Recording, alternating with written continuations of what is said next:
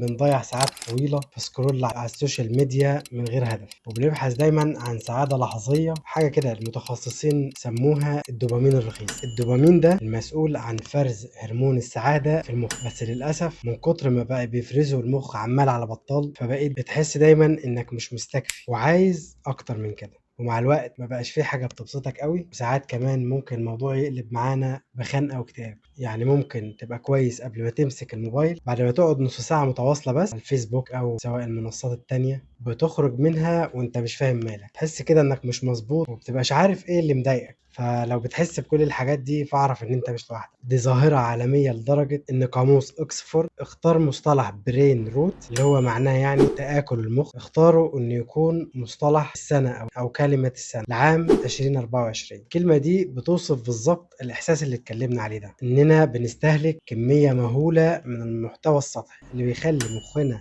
يتخدر وبيخلينا ننسى اننا نركز على الحاجات المهمة بجد اللي في حياتنا. الموضوع طلع مش مجرد كسل ولا حاجة، ده احساس ان مخك نفسه بقى مهروس ومستهلك، وده بسبب كتر الفيديوهات القصيرة والمعلومات السريعة. والحقيقة ان مخنا البشري غير مهيأ لاستيعاب كم المعلومات المتضاربة اللي بتدخل لنا خلال النص ساعة او الساعة بس، ده الحد الادنى يعني، واكيد كلنا بنقعد اكتر من كده بكتير.